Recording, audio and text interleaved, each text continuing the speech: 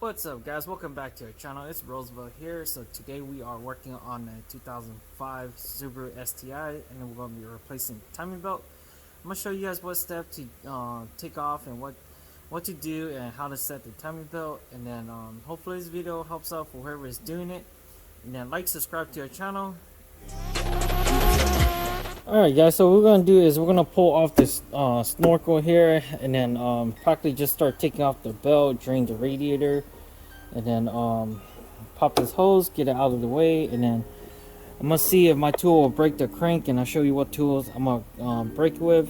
So if I can break that right there, I don't need to pull out the radiator. A lot of times you need to pull out the radiator to get impact gun down to the crank to shoot it. But I'm going to go ahead and use my tool, and I'll show you guys what tool I'm going to be using to replace it.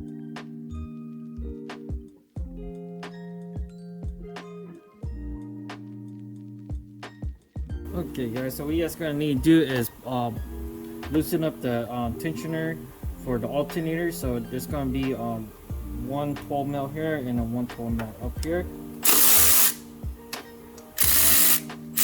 Once you guys crack that loose, you guys can adjust the tensioner bolt. And then we're gonna get this belt off. The AC belt. So what we're going to do is undo this 12 mil right here. We'll undo that right there, and then the tensioner bolt is actually behind the bracket. So what we're going to do is undo it, pull off this bracket because we need this bracket out of the way, and then after that, then we'll take off the belt.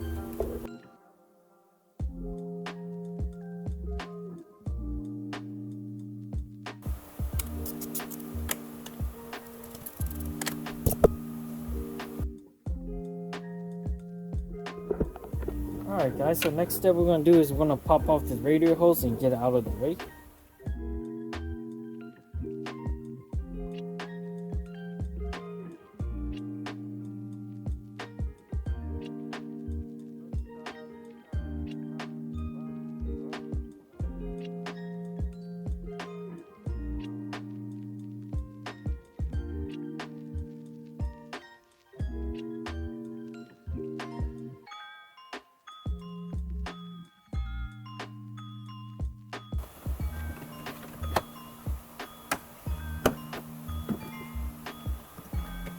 Alrighty guys, when you guys get the fan off, remember that there are connector on the bottom, so make sure you undo the connector too. As you guys can see, there's so much room now, so I can get all the covers off and I don't have to pull the radiator. But what we're going to do is we're going to try to get the tool on here and then break it free. So the tool that I was talking about earlier to use is going to be this guy right here. Give you guys a good view of it. So what it does, it hits at an angle. So this is a pretty tight space. So as you can see, it slides in there. You just take a hammer and then hit the top part of here, and it will try to break the crank loose.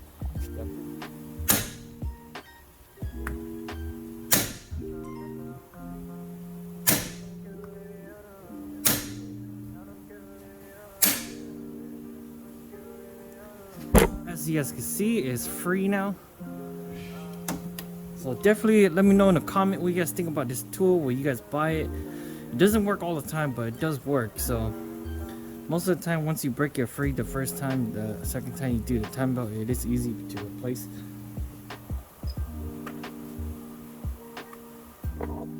I am gonna be doing a wide recording right now because it's a lot harder to do a close-up video because I am on a tighter spot. So if it looks kind of funky, you just let you guys know I'm on a wide shot right now. So what we're gonna do is pull off the covers.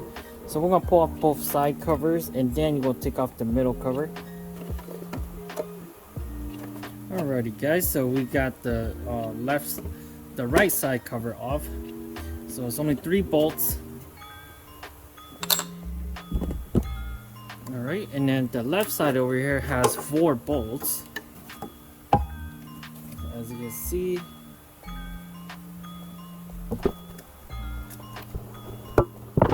Alrighty, just like that guys, and it is off. As you guys can see, there is about 8 bolts on this thing, three on the bottom and then 5 on top. So you just gotta feel for it. And I'm gonna go ahead and wash these covers too, because it's really oily. And then this customer, his power steering pump is leaking. And really important to replace cam seals every time you do a timing belt, and your crank seal too, because the seal is behind the timing belt. So it's better to just pay and get it done now than doing it again later. As you guys can see, there's a lot of oil, but the power steering pump is leaking. So we're gonna go ahead and contact the customer, see if the customer want to replace the seals or anything. Alright, so what we're gonna do is we're gonna put the crank bolt back in here, and we're gonna set the crank to TDC. Guys, once we get the bolt in there, we're just gonna turn it. So I'm just turning it clockwise. So what we're gonna do is we're gonna line it up on the mark. The mark is, as you guys see, this belt has been replaced before, so somebody did mark it right there to the block mark. So that's your TDC mark. That's for your cams. So these are dual overhead cams, so you have to mark from here to this cover over here. So it looks like it's slightly off. So what I'm gonna do is I'm gonna just tweak a little bit and then see if it's off on the crank is off a little bit. So I'm gonna readjust it a little bit.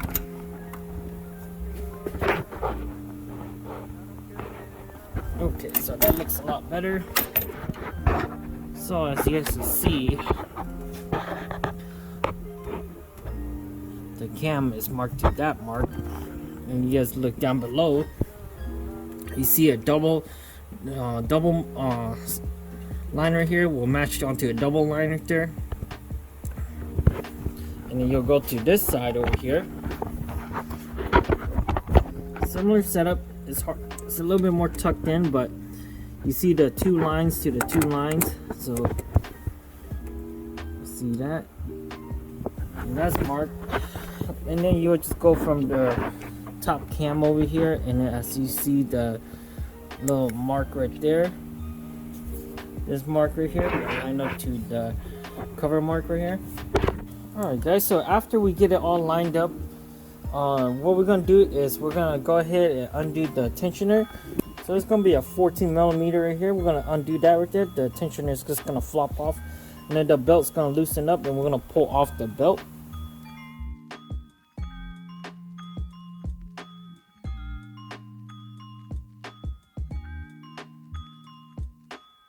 Okay guys, as you guys can see, I have the tensioner off, and this tensioner is leaking. So as you guys see, it's wet here. So it's always a good thing to replace these guys, because it is hydraulic. So you don't want this to fail, because if this fell right here, your engine's practically over. So go ahead and replace this guy.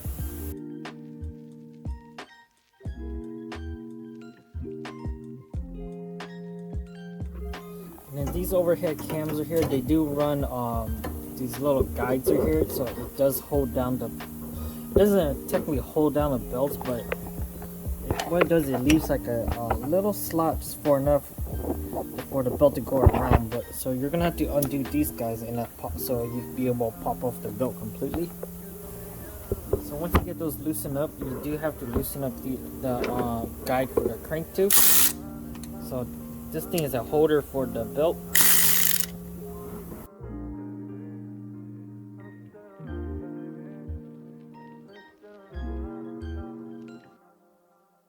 And then the belt should just pop off, as you can see. It's right over that. So now the belt's off. It's pretty simple.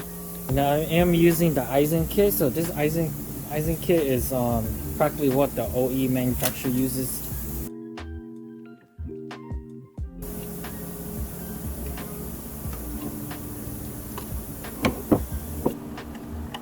Okay guys, so once we get all the bearings off, we're gonna start working on the water pump.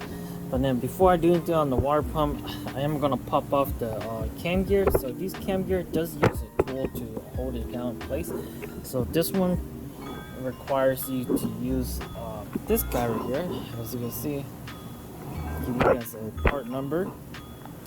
You might be able to find this on Google somewhere, or you might find a tool similar to it. So what is it? Just locks the lower part of the exhaust cam, and so you can break the bolt loose. As for this guy right here, what we do is undo the screws right here, and then there's gonna be a bolt here. Then there should be a holder that slides in here to lock it up. Make sure you guys get a cash pan underneath. Pull off this hose just for in case it's gonna leak a little bit.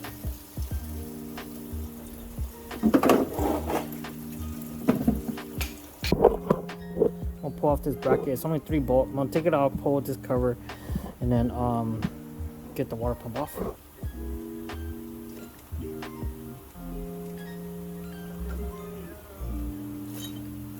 Don't have to take off the bracket. I just take it off just so I can make sure everything is seating properly. It's easier to get through hoses.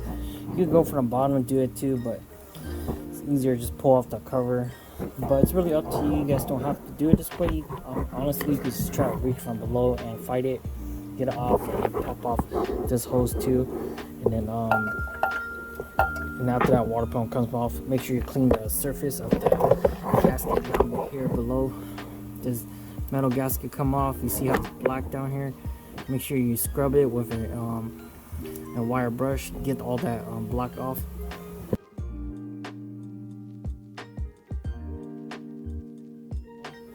So as you guys can see, everything is mounted. Everything's torqued to spec. But as we line it back up, so this one I'm gonna have to turn this one to the first marker here, and then as down here you want to be on the 2 dot down here.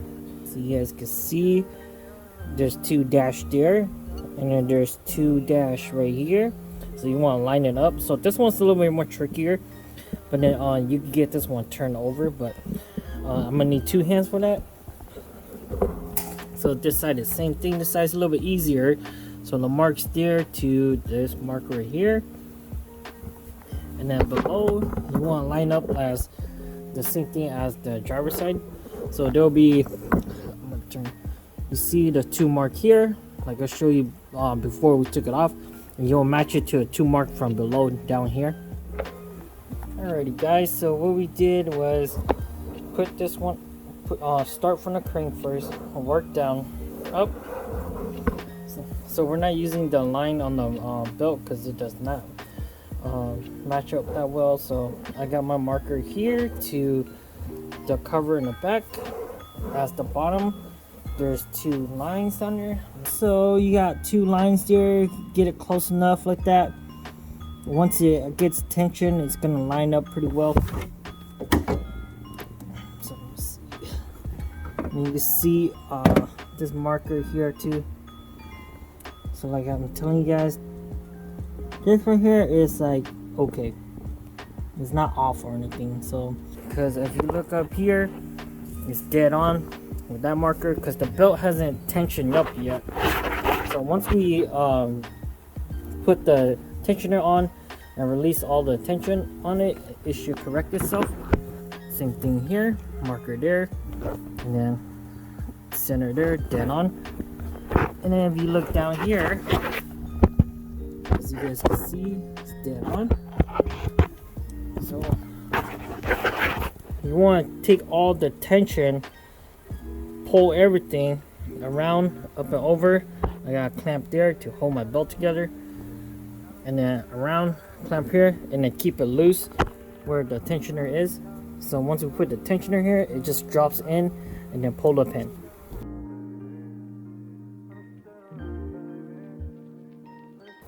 Alrighty guys, and that's about it. So as you can see, my pin just pops out.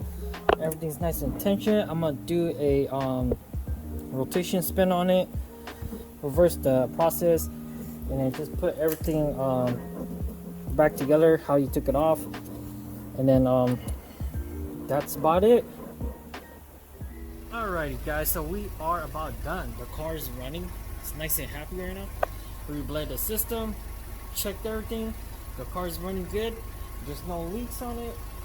And then otherwise, hopefully this video helps out.